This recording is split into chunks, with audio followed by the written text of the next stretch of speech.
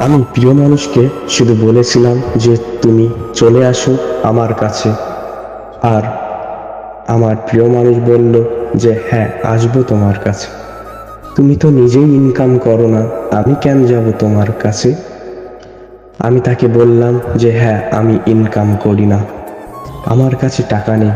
তারপরে আমি তাকে বললাম যে দেখো, তুমি নিজেই বলেছিলে যে তুমি আমার খালি পকেটে আমার সাথে থাকবে। কে আর আজকে তুমি নিজেই প্রমাণ করে দিলে যে খালি পকেটে থাকবা না। তুমি তো একটা সময় বলেছিলে যে তুমি আমার সাথে থাকবে, তা আজকে প্রমাণ করে দিলে তুমি আবারও। তারপরে আমার প্রিয় মানুষ সে বলেছিল, আমি তো স্বার্থপর, তাহলে বিয়ে করলে কেন আমাকে? কেন ভালোবাসলে আমাকে? তুমি তোমার মনের মতো কাউকে ভালোবাসতে, তাকে বিয়ে করতে, তার সাথে তোমার সব কিছু পূরণ করতে, শুধু শুধু আমার কাছে আসলে কেন? এত রাগ যখন আমার উপর, তখন কেন ভালোবাসলে বলো উজ্জ্বল? বললে না যে আর কোনো কন্ট্যাক্ট যেন না রাখি তোমার সাথে? ঠিক আছে উজ্জ্বল, তুমি যাতে ভালো থাকো তাই করব আমি। আসলে উজ্জ্বল, তোমার জীবনটা আমি নষ্ট করে দিচ্ছি, তাই না? শুধু মুখে ভালোবাসি বললেই ভালোবাসা হয়ে যায় না, সেই ভালোবাসাটাকে কাজেও প্রকাশ করতে হয়। তুমি ঠিক বলেছ উজ্জ্বল, আমি এমনই, অনেক খারাপ।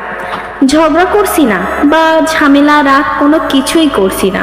আমি শুধু বলছি তুমি আমাকে ছেড়ে দিয়ে নিজের মনের মতো কাউকে ভালোবাসো, নিজের জীবনটা নতুন করে গোছাও। তুমি অনেক ভালো উজ্জ্বল, তোমাকে যে পাবে সে অনেক লাকি।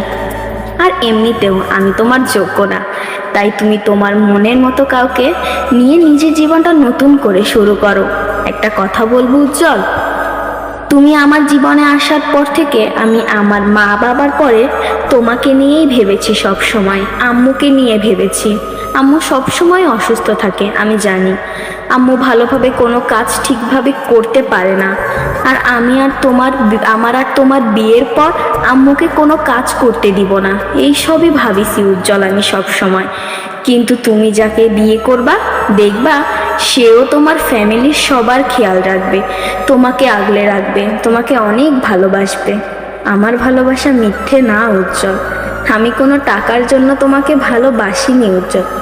বিশ্বাস করো উজ্জ্বল, আমি কোনো টাকার জন্য তোমাকে ভালোবাসিনি, আমি তোমাকে সত্যিই ভালোবাসি। তুমি বললে না যে আর কোনো কন্ট্যাক্ট যেন তোমার সাথে না করি? ঠিকই আছে, তুমি আমার নাম্বারটা ব্লক করে দিও। হাজার কষ্ট হলেও তোমাকে ডিস্টার্ব করব না, কসম তোমার সাথে কথা বলতে চাইবো না।